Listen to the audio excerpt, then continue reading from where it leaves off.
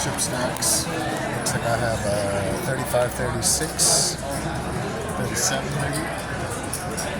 There. We're on dinner break. That's the end of the rebuys. That round was wild and crazy. I was very active.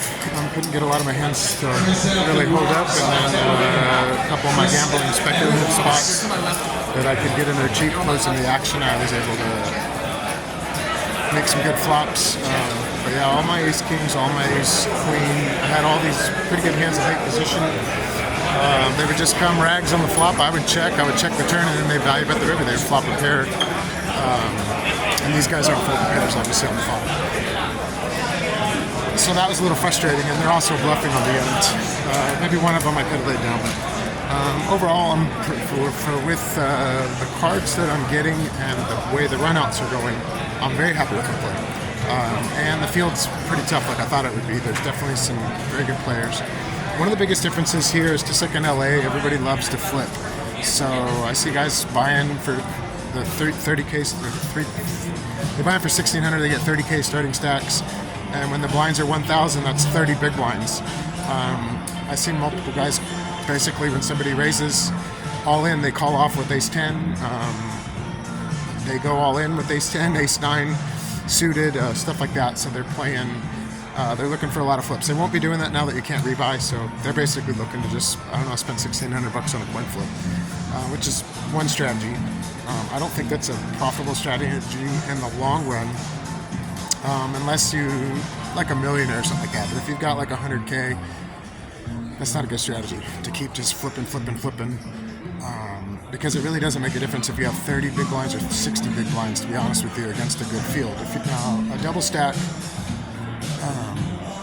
against a weak field, you can definitely leverage your stack, but you're not going to be leveraging everybody here.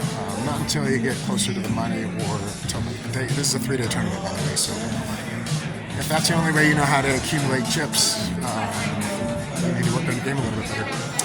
Anyways, yeah, I just had a really sucky hand right here at the rebuy break. Ace queen off. I have about 40K. Another guy with a 30K stack called. I raise under the gun. He flats.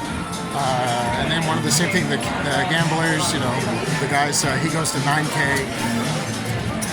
Normally this is just an easy shove, but the fact that I'm under the gun and the next guy is next to act, he should have pairs, and that guy should be calling raises. So the person that's raising to 9K, even though he's a gambler, he's plays. I mean, these guys have played these tournaments a lot, so they should know that where he's opening it up to a reshove, and guys really aren't folding, especially when they can move by. So I imagine he's got something pretty good. The flop came jack high, jack 5-3. I just check folded. That's the paired with like the 37K.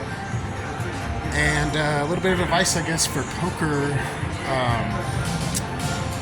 tips for strategy, or at least my strategy, is looking at how many big blinds you have. So if you have 30 big blinds or 38 big blinds, risking 2 or 3 big blinds here and there to play after the flop, if you're a good post-flop player, you're essentially,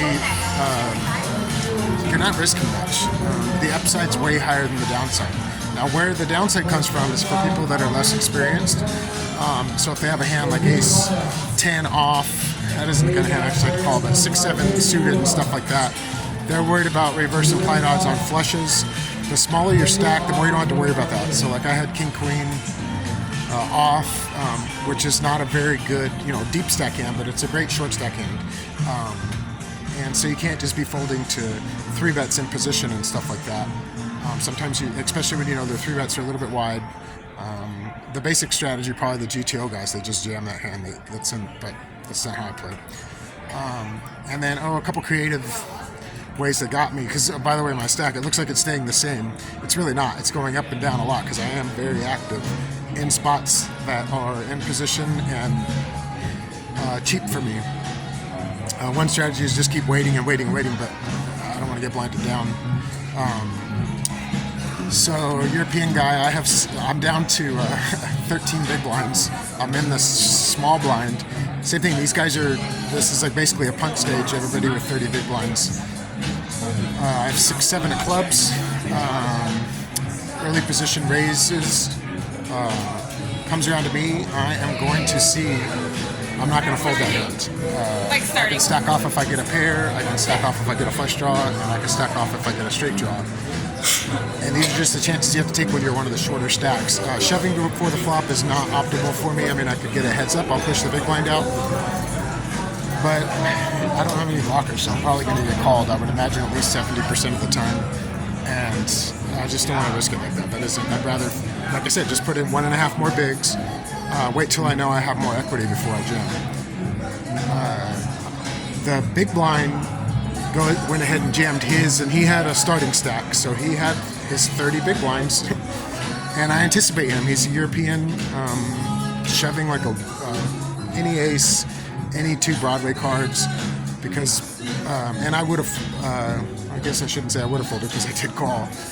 But the other guy folded. Now, had the other guy called, it looks like most people think, oh, well, now I got more pot odds, I'm going to call. It's actually the opposite is the truth.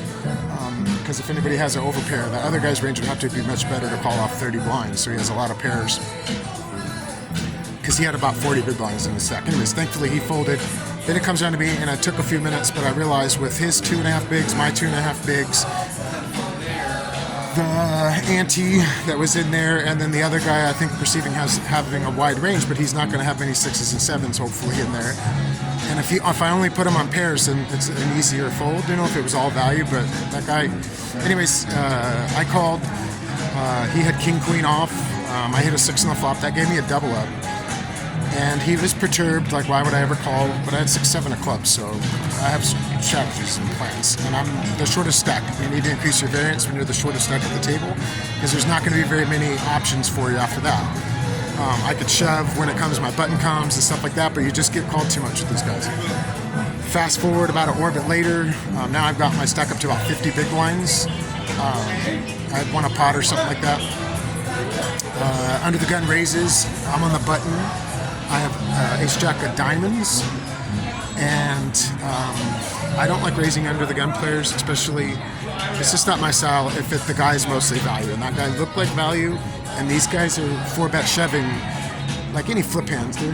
Like if I raise, they'll shove 9s, 8s, 7s, because this is just the table dynamic, and they just, to me that's like punting, but that's why I prefer to just flat. I have a great hand that can improve a lot on the flop and has a lot of bluffability. If you have hands that do not bluff well after the flop, then maybe you should probably raise, and by bluff well I mean connect with a lot of boards that you can keep improving on. So ace-jack of diamonds, it's a good flat with 50 big blinds, I think. The small blind jams his, he probably got down to, maybe he got some chips back, but he must have got some chips back because he had about 30.